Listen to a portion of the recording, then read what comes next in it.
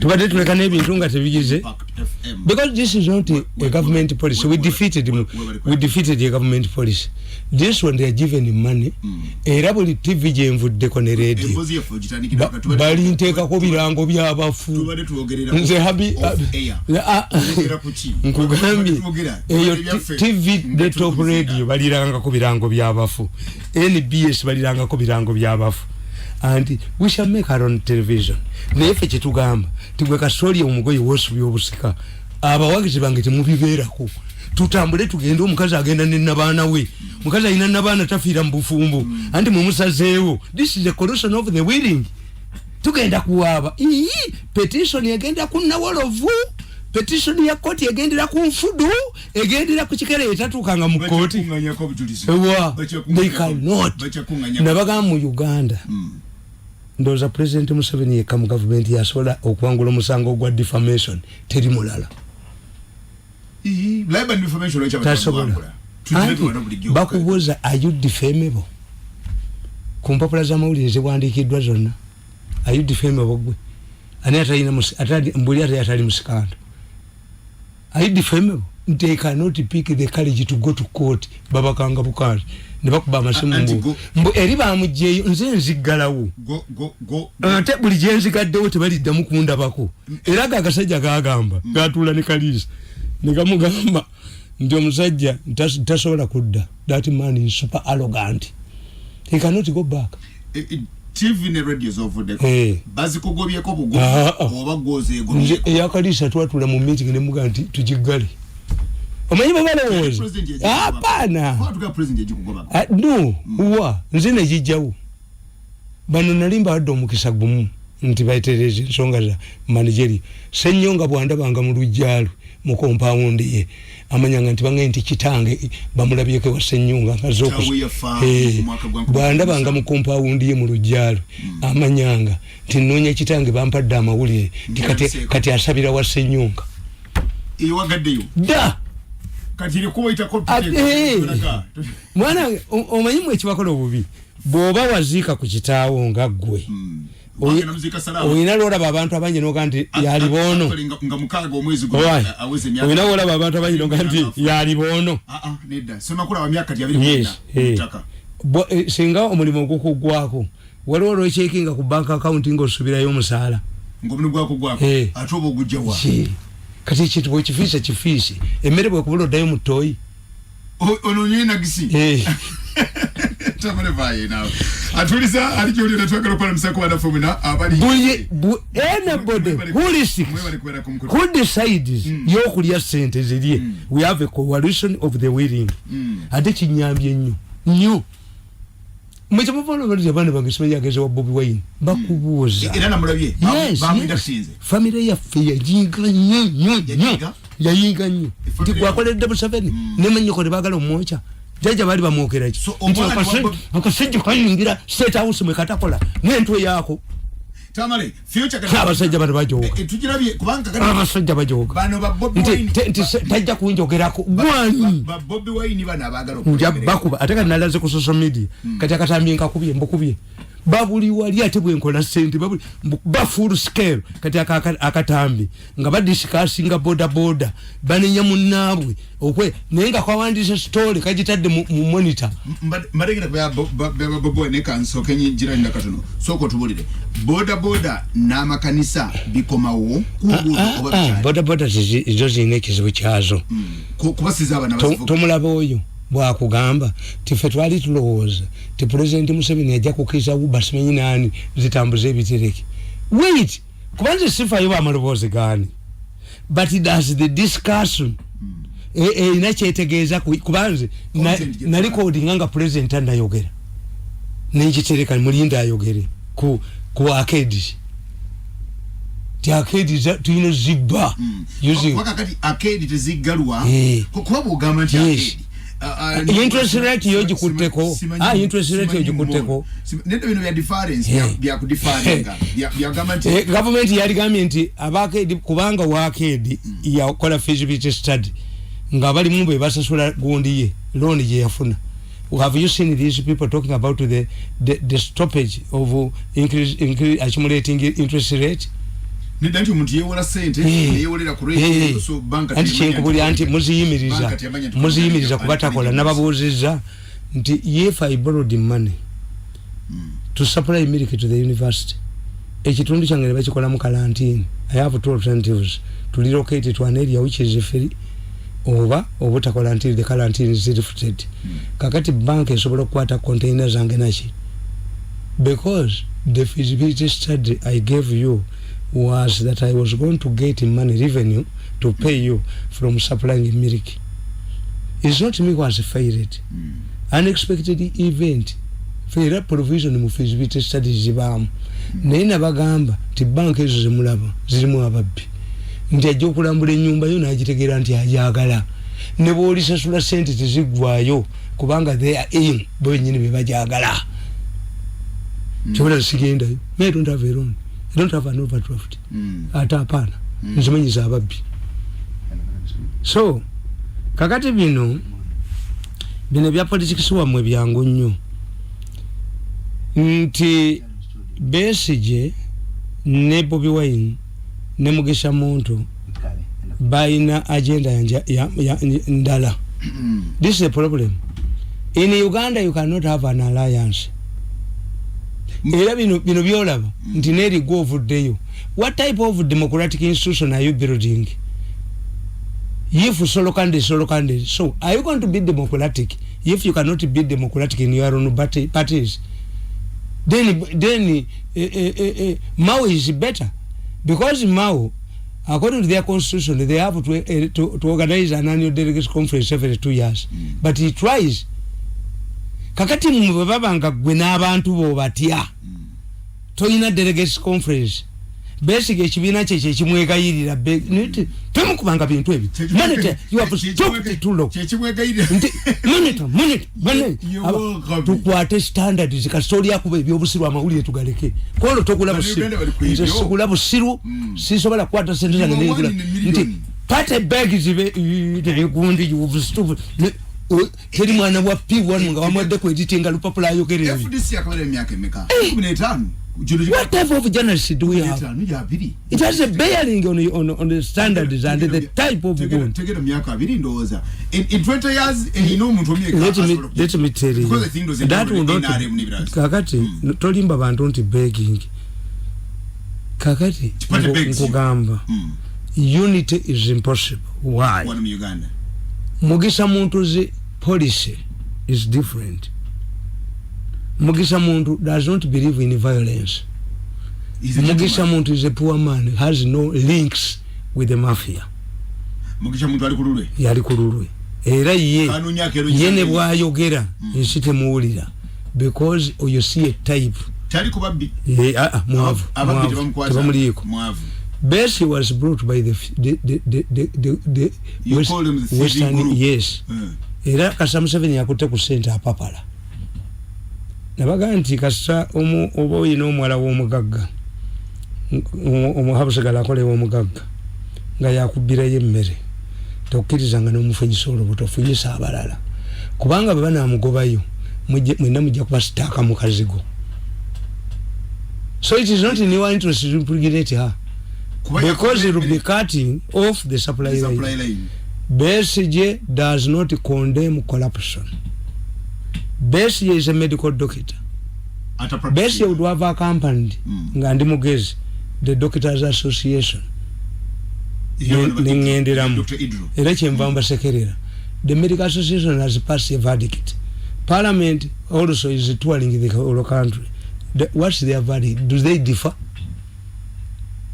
Kakati Mirundi ononyako wachi abo bokka report je bakozeeko emala kakati omukazi ali Masaka mu isolation center mwamukozeeki and you last materials there tamale sokotuke ndi buli loyogera ku Besigye kabasobesi abantu baloza ndi kakati ola agenda ya kusindikira Bobi Wine basi tasobola Bobi Wine ati chenkubolira Bobi Wine is not part of the mafia gang but that's why the concentration is on Bobi Wine. Bobi Wine bwagenda here. Bobi Wine bwagenda here afiirwa. In fact, in the mafia meeting, they say they compare the two. Bobi Wine Besigye. They say you have a lion that has been used to feeding by us.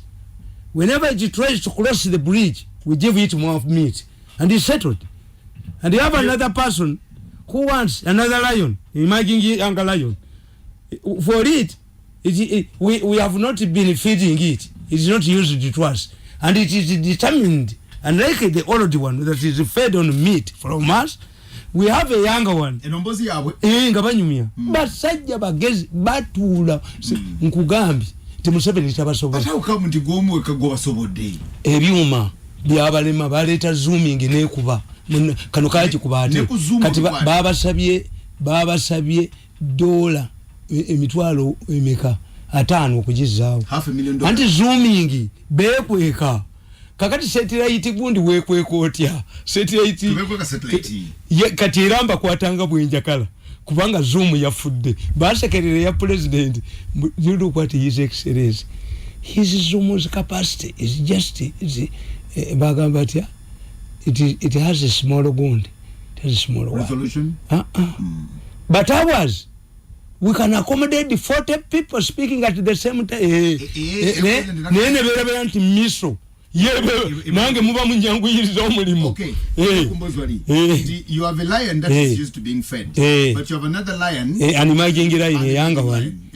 For it is determined to close the bridge to the national park eri obugabi. So what do we do? Never say a poet. Oli agambye, when a lion fights with a lioness and a cobbler, a cob tries to intervene, they can put their differences aside and share their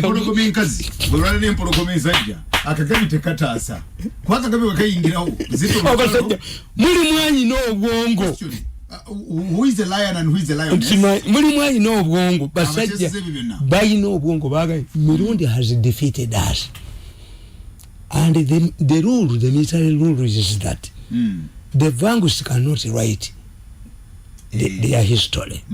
It's the victor who writes their victory, including yours. So Mirundi is now in charge of writing our history. We admit we better disperse until the election are over. No. You think I'm mad?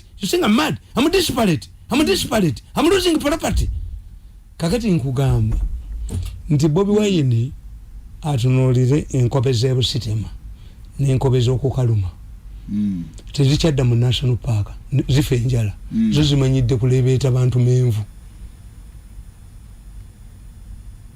So you cannot, it's like bringing Bukenya back to be in charge of a campaign. Obo baleetedde bajja kuba ebifaananyi bajja kukola ki bamwonoone yolaza put him aside abasebaggala obufuna w'omuteeka bali baleme mutwala naye nabantu tebayinza kutwala ekintu kitalina political value. Kakati that's one. These people from day one, they differ on the finances and the approach to issues. They cannot merge. What's the difference? What prevented these people to go on the TDA afanti kujireta mu mbabazi nga baagala ba mu flag besi yalimirawo Mnita besi jo bagende bugoro abavubuka bagende bamuna baganti binebyo ne bamutwala nti bano omuntu having failed 5 times besi it haunts him. Everybody thought ayagala nti mbadde saagala kyovula ba monitor wawandika ebyobusiru tubadde tulowooza nti tugenda kulaba ku election erimu candidate wa NRM ne United Opposition tebasobola anti nkubuulira sooka osomeka kana akatabo nakawandiika ddi sooka osomenga ate Museveni mukulya akatogo wali omwepankiddeko Museveni mukuba alliances azikuba n'akamala Mao agenda kujja mu kulukata Mao ajja anti agenda kujja yagamente bakazira bafiirwa kakati wali tebabikkirizaamu naye bagenda kujja. Did you see any haggling in Malawi? Once you know that this medicine will cure you, once you realize, because Lirani wanoteberawo kubanga Lirani omuwa mutwalo kumulala wabbiri kati Lirani ebayambachi in Malawi. In addition to an independent judge, which you don't have here, temubayina kati mwaba wadene sente simanyi kupaka kufa. What about the soldiers abagira? Sirabanga chief justice asudde government. Simulabanga ko chief tukugamba tukugamba there is no country that can appoint a chief justice without a Suleimanic judgment.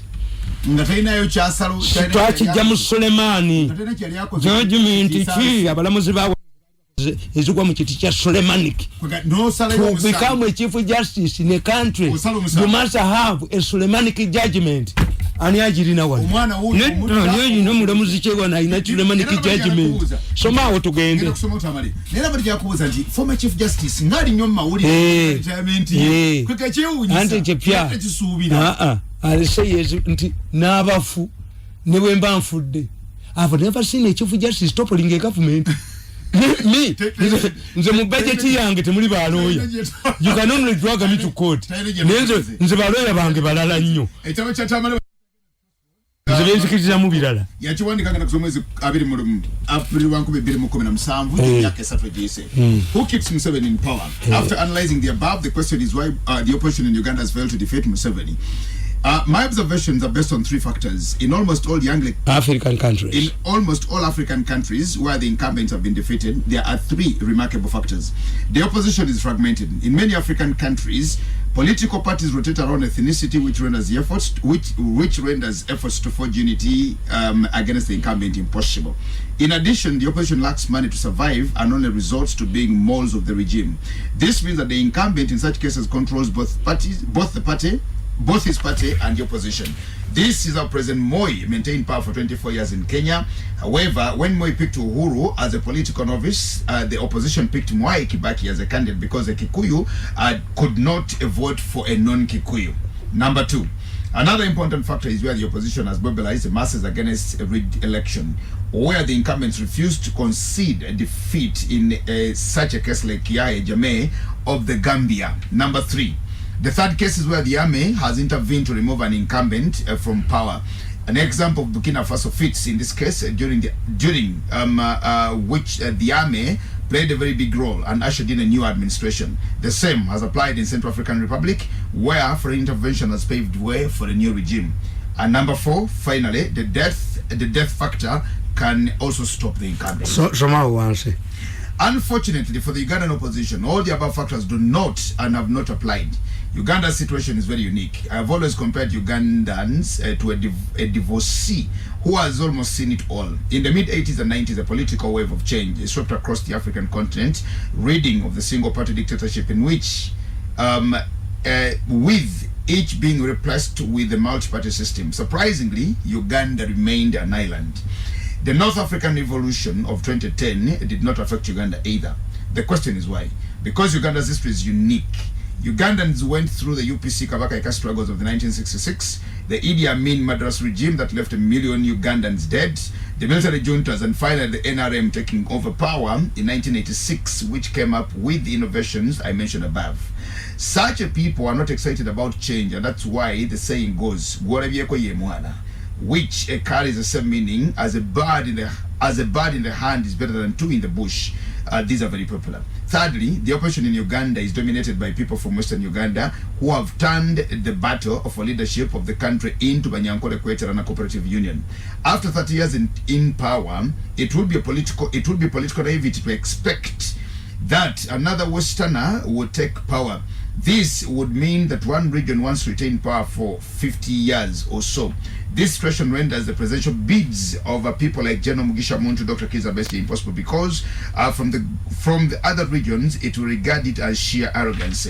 This gives Yoweri Kaguta Museveni leverage over the other contenders from Western Uganda. Finally, the opposition has avoided championing popular issues like fighting corruption and the invasion of the informal sector by the mafias. In Kenya, Raila Amolo Odinga keeps the government on its toes over matters of corruption.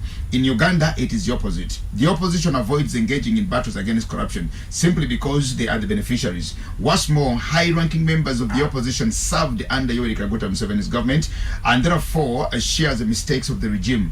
In the public eye, they are as guilty as Museveni. In politics, once you wait to be sacked, you cannot go with your political clout. It is always advisable. Do not bolt the way Levi Mwanawasa did when he resigned over stinking corruption in Frederick Chiloba's government. He bolted before he was sacked. Should Museveni's age factor be a threat? Chemba buza. Nzawasajja bomba sekere. Tuyina kye tuyita okusiga geyena. Okusiga geyena? Yeah. To paint bwemugenda mu election nga muyina smart opposition. Tuyina kye tuyita okusiga geyena.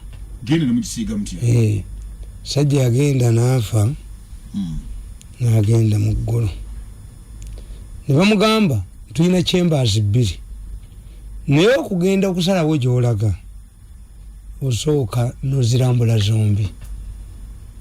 Yasanga ku reception kuliko omusajja mutono muwanvu bw'ati byakasuuti kamati kagato shapi namunyirivu bw'ati waliwo akawala kambadde enkunamyo kuzikatya ku mulyango gw'eggulu anti wulira ku mulyango ne bamuggulirawo yasanga ennyimba zikolooba eno mayika yazigidite saaga zenzirina ezawano zonna zeyali alabyeko ezawano zeyali alabyeko gye yali vaani agirina nga zezikuba zikuba naga nti eno gavana yennyini eno gavana bali munda muli bawemula bakola ki naga eno gavana naye mulowooza bali abaali bagaidi ne bamugamba naye owaayi kati kutwaleko neri nti mumala biseera ndoza mwalindese wano okay take me there agenda okutuuka mu kyembe ya Katonda eyeggulu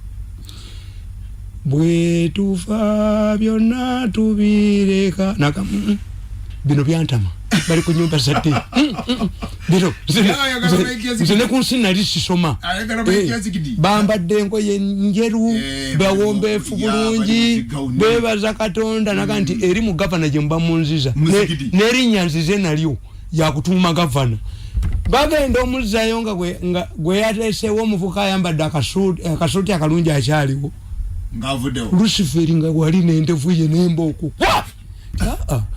ate ono sigwe walabye nze nange geyena ngitimba nga waliwo afudde nange nanga geyena akenkunamyo nga kakyaliwo okuyingira gye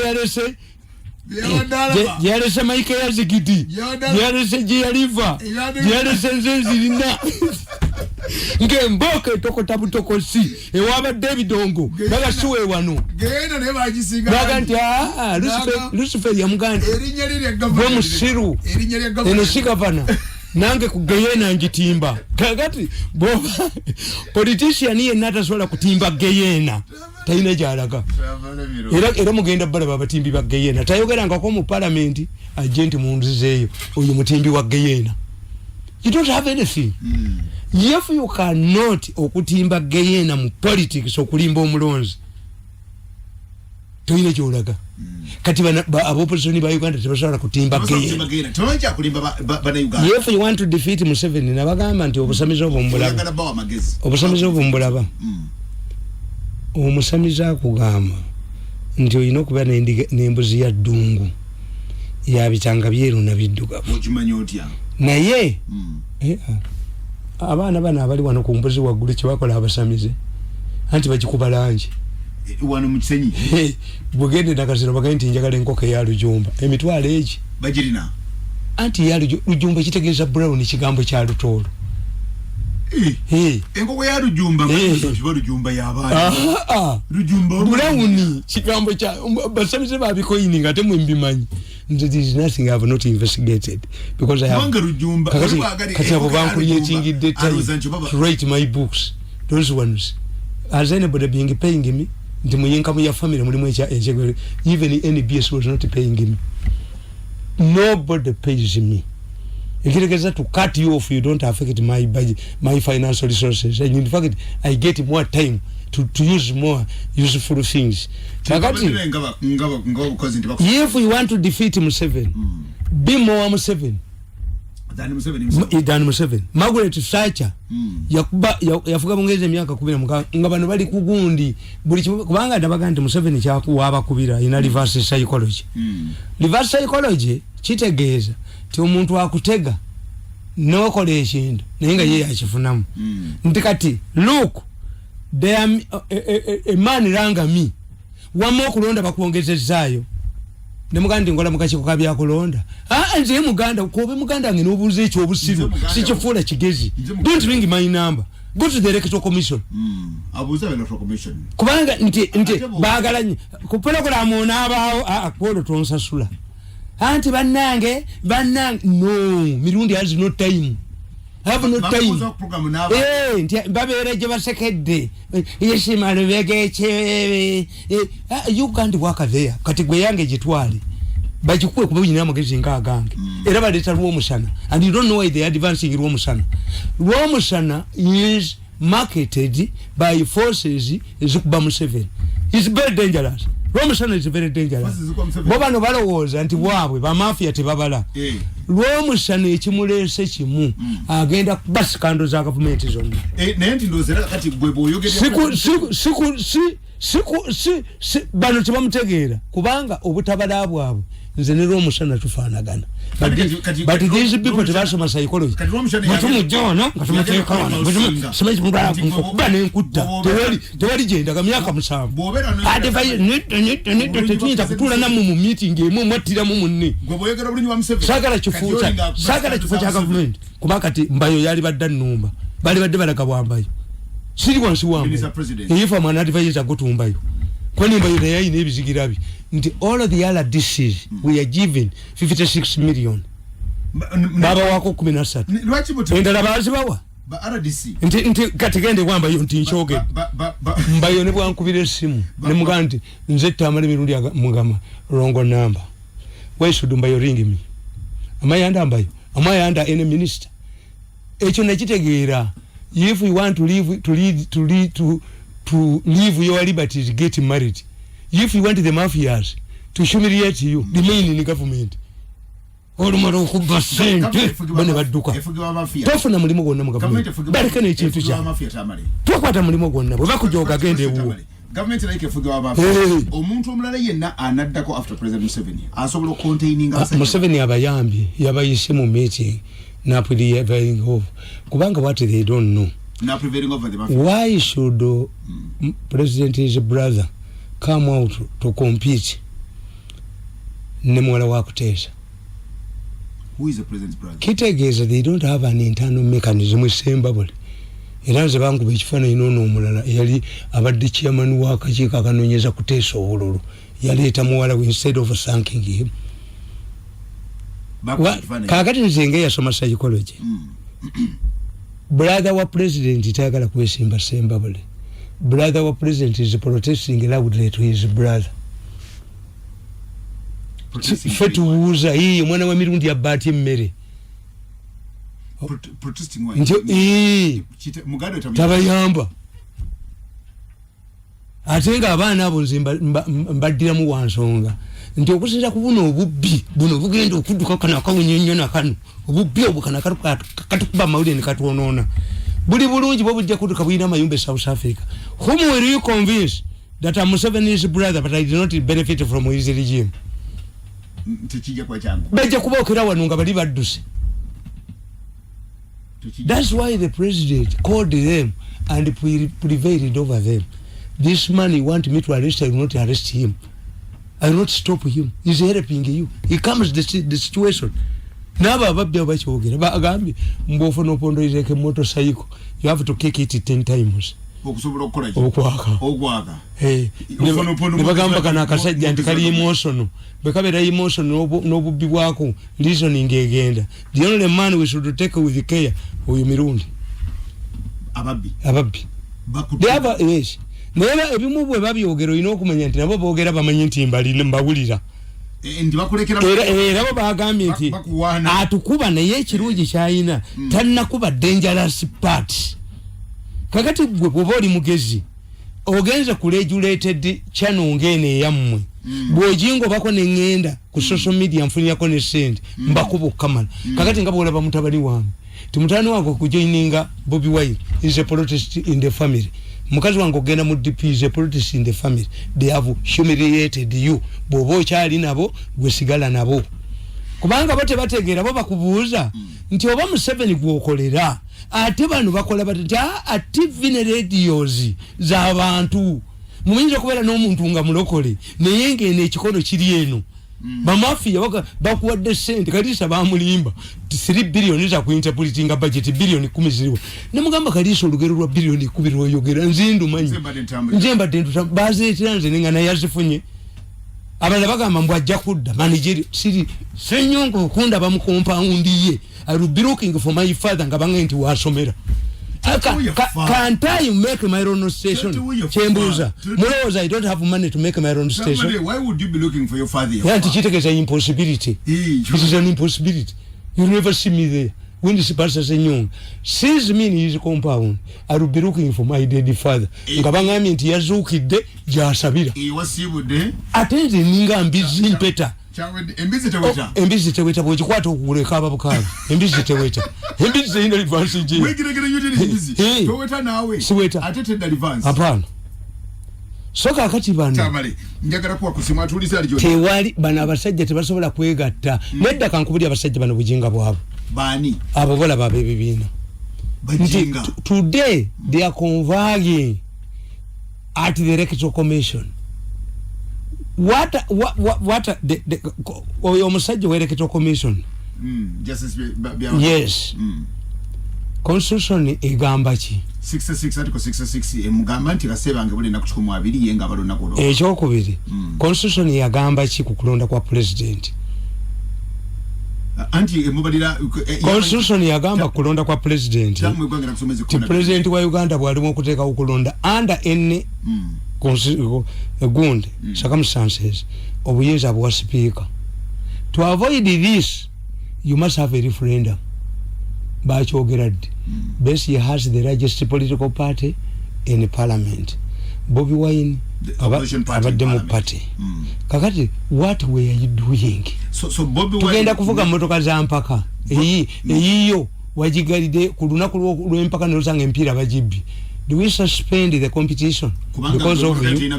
Ubanga wajikoze bukoze out of nigirigense mpaka ziyimirire. Ndi Bobi Wine nebesi yabali batawanga na magezi kino nabachita mpala. Two, you must have brainstorming. Ntinze mutunulirenze. Na wandika akatabo kagenda kawereza negundi. Nalinga cancers neze katonda yampe mix. Adjusting the trap. Nembaga nti nengo sirisa fa baganda tugaye masulo omutego. Museveni mu 2009 yawa directives zazitereza akamyufu nga the most important ingredient was to have to register all NRM supporters and have a yellow book. The yellow book was taken by Mbabazi's daughter nasaba billion nya teyajja nina era mama we yakulya women league besi ya secretary general yegwe bawa filimu ey'olutalo era family yagikola kakati mwabala muli bawo muyinza mutya enkoko okugwa wansi n'obunkumuka n'embuyona enkoko bebule kumesa how will you make accountability if everything mumukirya selfishness anti kakati omwana yalimira yellow book kakati bana opposition kakati okuzeje emisolwaliro anti ba kije balaba kijana balola you were in parliament. Why didn't you read the constitution? You have lawyers. Kakati electoral commission yakolechi mumuvunana chi. That's why abasiramu abo batunuli buli kintu yo double kitunuli nti mufuti wa Uganda yalaba omwezi na yale kaka amasimu nti no mulala agulabye so that it should not be a monopoly. What if yet innocent zinasibulukuka naganti sikulabye kunalabike itya. That's why abasema bakutera ko alternative. Yes. You know what? Didn't you know the Ugandan constitution elections are on the calendar? You know when to have them. What were they doing nganze na wandika akatabu nemba gama nti kana akamyufu tekajja kola. Why do I predict kaka na akataba akapya time yange je ndakolekiti okuva mu abo. How wakazu politics never very keep finding bitisa wakatade ko buwa. Yes, Rwanda kazu na wana akazu Museveni yakakubye disudusaka people like me kabadeka imagines akababuli wa mwaka takuta akagoba abantu lekawambawo akakola ki what the president has to do now is call the victims of the kazu politics abagobedwa ku mirimu abakoze batya kyovola bantu president yakwata omusajja oluyimbazi namuleta mugundi luyimbazi ya designinga olutindo lwejjinja luyimbazi ya designinga enteberundi kajina yamugoba muyenura bagenda okulonkinga oluguudo olwo president yenga ina information kajina yabalabira mu tent nabaga nti these are my visitors a man who design is only in Uganda where you don't celebrate your victory. No, we do not. Bakukuba bukano no bujozi bwabo. Tulina dakika 10. Mama Lydia Bukenya agamba ntegedde ddala nga Tamale byayogera mulamu nnyo mutuufu nnyo. Ettaka lya Sembegu yali lisemba buli ddene nnyo naye famire kintu abalaalo abatonotono be baalisigala. Ate nowulira. Kakati Mama Lydia mukaddomi wange ensereko akutongoza. Mukaddomi wange ensereko munoonya. Uganda Muslim Council badde ine takisemba buli. Mukodebe onsereko square miles 2. Zali 5 amini yaziba. Bali tunze tebali seuna muzikiti. No muzikiti bagujewo. At least botunde ekintu olekawo. Amini yaliba wabesemba buli. Bali tunze. Ate yali guzeba mumanyi. It will be reflected in the voting. Supreme Council yatunze. Yali tunze. But abera kayibagala ka ekintu kimu tibana ebo mutunda billion 5 wakiri mutulekere wakasomero obomuzikiti gundi lakai ya kuchale eryo kakati waliwo sajja liri wano ku gundi balita Katumba liri wano ku gundi ku police wano manyi police singo obubi ne police ndejeji zinda ko olumuye katwe omusajja yatutte motoka ya munne ku billion yemu fuso namuganti gwo musiri wakola otya sente namugira piso namuganti atenko gobi ogende Katumba I sent ye message yabbi motoka y'omusajja namuganti nina omuguzi omusajja agenze okulaba we yalese baleeta abaguzi nga balekedde miliyoni emu ng'emmotoka teriyo n'agisanga ekatwe ku poliisi agenda ogikebera nga nti kiki tetugijjayo tulina bwe tukandikamu n'agizzayo Katumba n'agijjayo ne pisto najitwala namuga gwedane mu Katumba tujja kufa sabiti ochola handle this man go to Katwe. The most notorious side director is in Katwe. The most notorious police is there. Abantu bajja kuzinda police yono yali fuluma munga mulamu muri kite. Thank you so much, Tamale. Is it possible to integrate mafia politics into the national curriculum from primary to empower the mindset ideology? Mwidu Muhammadi. Mwidu Muhammadi. Ya egalandoza wa integrating mafia politics. Abana bamutege. Nedda kankubulire. Abana bave butonga. Ate mwali badde musoma butawo bwange how to counter. How to counter mafia. Nze njikubi njitadde wali. Kubiro byonna disparison. Eventually tugenda kufuna coalition of the willing have opened up other channels. Kwanna bagamba nti embwa 5 nga zaagala okutta kapa nga mukama wayo akyajagala kapa tefu embwa 5 tezita kapa nga mukama wayo akyaja as long as I'm doing olaba nabo bakkiriza the president is preparing a very big project naye tulina ogibbiramu fayiro gye tuleetere Mr. Man, who met these people? You are on photo. Nyinza no gende wa jeno nembi mulaga. No kugoba ku mulimo musajja gwe. Dayo gwo kubiri. Moses Salibutale Getown Cancer Tumide government. Thank you so much, Tamale. I have liked the heaven hell story. Story ri okutwala governor Muguru governor Mugeyena. Akwebaziza. Akusimi. Era president ye abakolera ebintu. Somebody ranga mina nganti Museveni family yagali wangaji mazeo.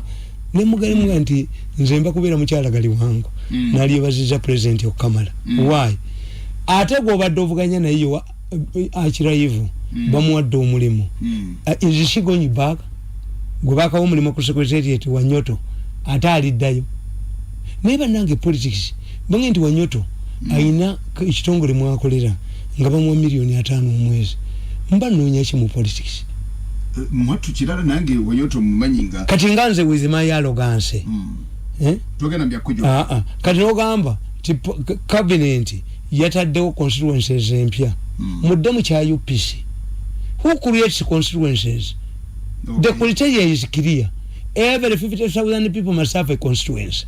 President Nagamba nti mu considering mu ne minorities. Waliwo abantu abali mu district ngabone bo bali babatya okujja konga mu baawudde tebali beerayo na gundi. Neno ganti ate cabinet ekoza constituencies. This is the role of the Electoral Commission. Where is the Attorney General? Where is the Attorney General? You go up. Tuliza Tamale kamusomera message ezaba abantu batade message mukwano go Vincent amekarali sunga masaka akutumide yagamba nti nsanyuka nnyo buli mpulya Tamale Mirundi obona amuli muna masaka akutumide ono wesunga kitegeza nti boboge ndo tekumuyita kawo muganda wange mugerwa wawali ku glama ganti jagendo mukoko navumwe bali nnyo esawa bilize zinkoledde nnyo njagala okusengana ku Mirundi oyo nange ndi victim wa banemesa ndozo muri mugwange emyaka ngebigise ekiribezo wono kekano genocide which have been worse nogoba omuntu nomubako sente nokwata kitata nomusiba mukomera kano kubanga balese kagwa oba ani kitata kafulume kasajja gojja kwata ettaka mujja kwata ettaka wa omusiba muntu musiba munamwe mu besente za border singa mwe bamusebe akatambike kafulume olaba bayita muttaka oba ani mujja kuyita muttaka ejogo lijja kubagwa back to me Tamale yaja kutereza gwanga gobedde bozi siriyo toyomba nalyo gwe toyomba na dobozi leka baba libulira balitegere nti lyagundi eminenzi serwadana yakutumide webali kwera ko yes yebale nnyo aje yatuwa ate kogalira ko gogasera ya yeserwa daba boza police ya government eriwe ekiwandiko ekyavudde mu government yes TV yagiraba kiwandiko kiriwo kanti eyo bali ndabayonga Mirundi yagenza okusabirayo Cheyune yagamba nti Ghana ebitabo olinde enkokoto statement eyo nze nkoledde nnyo I wish all the children were listening to Tamale Mirundi this morning abana abatayagala bitabo oba osibiri ebitabo bizito okusinga enkokoto obolowooza nti ebitabo bizito okusinga enkokoto ono tayina linyaga nti mmebale program nze conclusion yange Tamale mulamu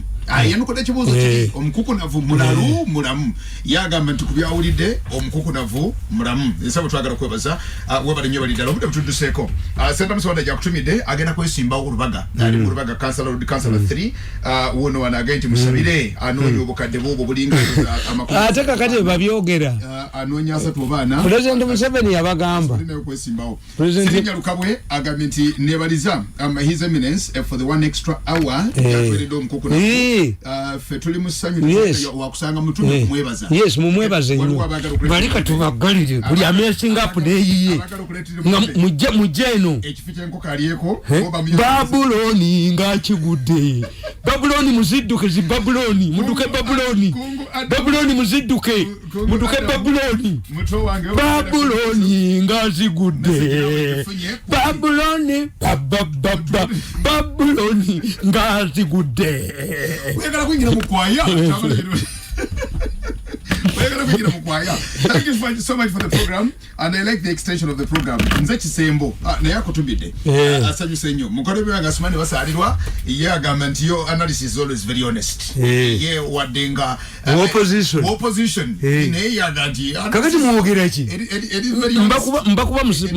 mbakuba we Electoral Commission nali bagambe mwina muloya abasomere constitution you want me to extend from where nansinzira kuki ye Tamale alina kibizi ye Tamale na kibizi agamba nti Tamale munange mulamu akati ono Babuloni ngazigudde Babuloni ngazigudde Tamale munange mulamu Dr. David Sari na akutumide yakozeyo nije bayita covid kit mumanyi msajja akoza agezeza akoko yesawo buli kantu konna kasa public ekutegeera agambi yitayo akoko covid kit yitayagende yakwo covid protection gwabulowulira mu ngoli obulago busakadde nga abantu lunana ne bagaza chachi so far we have 700 cases zigaza chachi neda twina cases lunana mu kinana something na active cases zilinga nsamba abali malwali they are just less than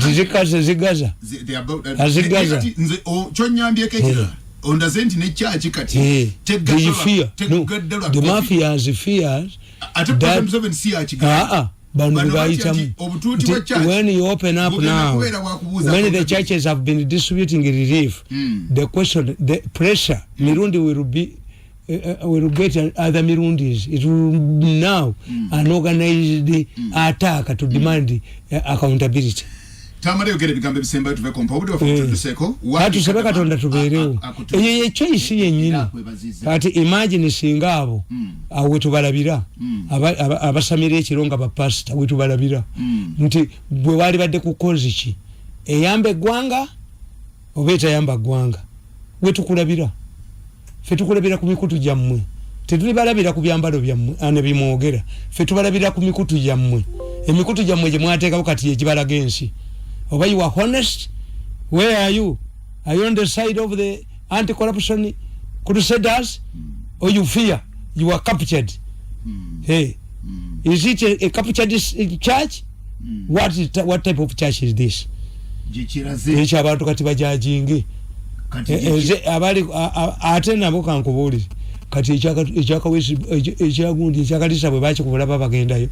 Kasabo bamalo kubani bategeera tikati abo Mirundi tebachamuulirira unga nabo badduka Babyloni Babyloni nga zigudde Babyloni chibuga Babyloni zigudde tujja kudamu okuliziganya kuna Babyloni zigudde tujja kudamu okuliziganya Wednesday next week rolling eminence ganti as long as I get a letter from the president but this is yakiriza nti advisor lita kijanga omanyi Seruda is a humble man as long as I get a letter from UCC je batasobola kuleta iye program ijja kubeerawo kati Babyloni mudduke mu Babyloni mudduke mu kanisa empambe kanisa empambe njagala twambala kanena abe kanisa ezo banukule mbalageko ku muliro Mirundi bwakulumba sirika kubanga waberere wuwo